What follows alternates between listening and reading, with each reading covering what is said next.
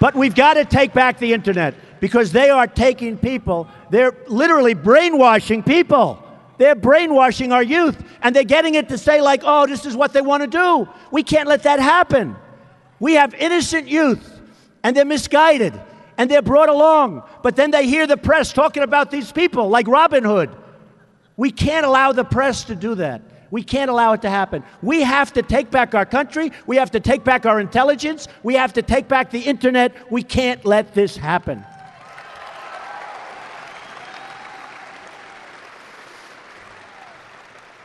Recently, Jeb Bush. Recently, it's over. I don't want to waste a lot of time on him because it's over. It's over. And you know what? I think he's a nice person. Who cares? Who cares? Who cares?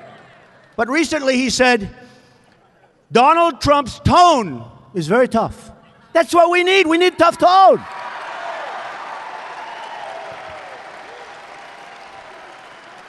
And I say it. We have people in the Middle East and all over having their heads cut off. James Foley, who I think was an amazing guy, I got to know his parents. They're incredible people. Their son's head was cut off. That was the beginning. They're chopping off heads. You're a Christian, they chop off your head. They chop off heads of everybody. They drown them in cages. We haven't had anything. This has never happened. Maybe the Middle Ages, maybe medieval times. You used to read about it. You used to read about medieval times. There's never been anything like this. I said, don't go into Iraq. I was right. I said, now we got to go and we got to knock the shit out of these people. We got to do it. We've got to do it.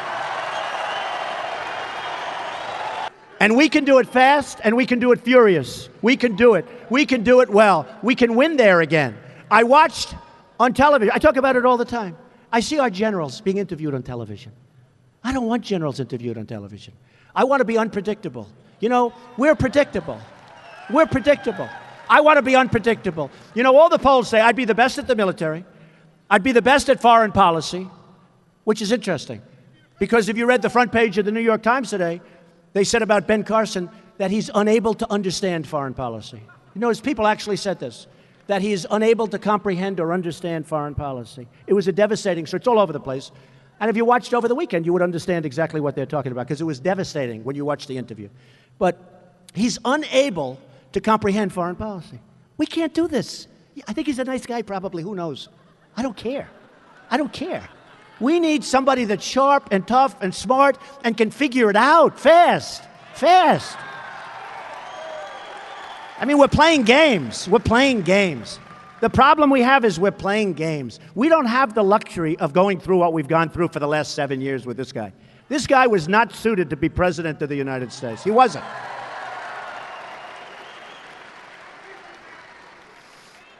I mean, I talked about Ben the other day, and I talked about his book. Somebody said, no, you're too tough. So I'll do it very quickly. Because I went in Iowa, I talked for 15 minutes. They said, oh, that was too tough. It's not a question of being tough. He wrote a book. He said he's got pathological disease. Okay. That's a problem to me. Problem. He said he hit or tried to hit his mother over the head with a hammer. I didn't. Me? Mary McLeod? No way. I didn't. He said he tried to stab somebody, hit the belt buckle. No belt buckle stop because they're going to twist and turn and slide and it's going in. If a strong guy goes like this, it's going in. It's not stopping. It might be detoured a little bit, but it's going in. He said he hit somebody, really a very good friend of his, in the face, really, really hard with a padlock. Boom, in his face. Did a lot of damage. And that's why they want to elect him. And he's trying to prove that he did it. And I'm saying, I think if I was him, I'd try and prove that I didn't do it. I don't get the whole deal. I don't get it. What are we coming to? What is the country coming to? We need sharp, we need smart, we need brilliant, we need tough. We've got to get the right guy. We need Trump. Yeah.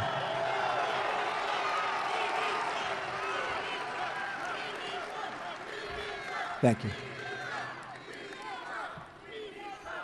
So then today they come out with the Times story, and you should read it. And by the way, Times and many other papers, not just the Times. It was the Times I would say, don't believe it, maybe. But it's many papers talking about he cannot comprehend what's going on. That's bad. That's real bad. Can you imagine that if somebody goes in office and then you realize that he really cannot figure it out? We got a problem.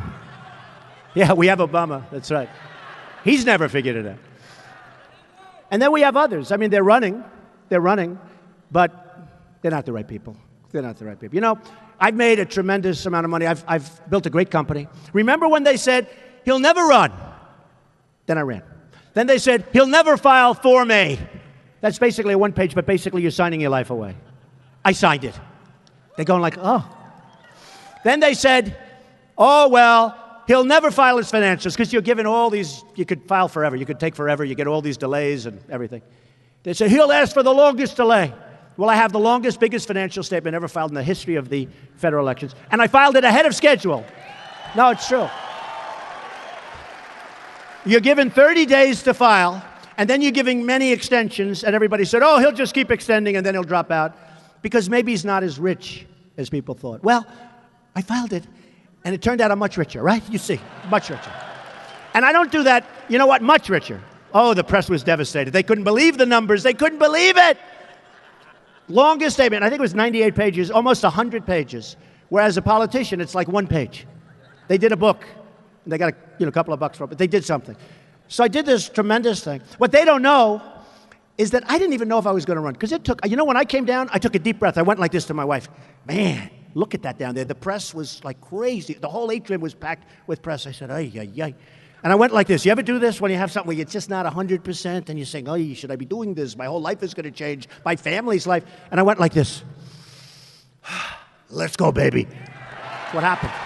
That's what